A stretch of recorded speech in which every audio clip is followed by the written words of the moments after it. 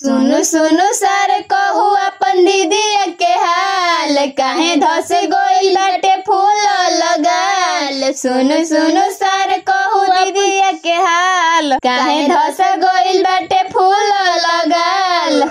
तिलक चढ़ाव मन के खुशहाल, यही जा तोहार सार गोली नहीं दाल। तिलक चढ़ाव मन के खुशहाल, यही जा तोहार सार गोली नहीं दाल। तो काहे चौका पजी जा तोहार मन ना लागे, तो काहे चौका पजी जा तोहार मन ना लागे। किसरवा तिलक चढ़ावल तोहार मन ना भावे, याद बड़ी तोहर दीदिया के आवे, याद बड़ी तोहर दीदिया के आवे। एसिया चढ़ावल तोहार मन ना भावे, याद बड़ी तोहर दीदिया के आवे, याद बड़ी तोहर दीदिया के आवे।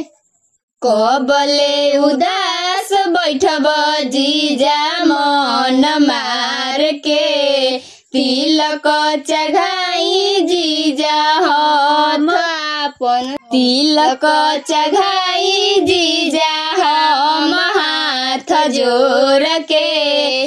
कबले उदास बैठब जीजा मन मार के, तिलक चढ़ाई जीजा हम हाथ जोड़ के।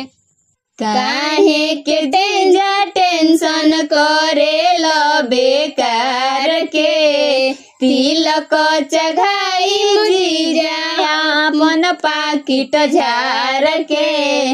काहे के टेंशन जीजा करेल बेकार के, तिलक चढ़ाई जीजा अपन पाकिट झार के। कि उनकर चाल चलन बड़ी निक लागे रे, उनकर बोली हमार दिलवा पदागे रे। कि उनकर चाल चलन बड़ी निक लागे रे, उनकर बोली हमार दिलवा पदागे रे। उनकर बोली हमार मानवा के मोहे रे। तोहर कोइल फसल आई तो ठीक ना भावे, तोहर कोइल फसल आई तो ठीक ना भावे। सिकड़ी चढ़ावल तोहर मन ना भावे, याद बड़ी तोहर दीदिया के आवे, याद बड़ी तोहर दीदिया के आवे। एसिया कुलरवा मोहर मन ना भावे, याद बड़ी तोहर दीदिया के आवे, याद बड़ी तोहर दीदिया के आवे।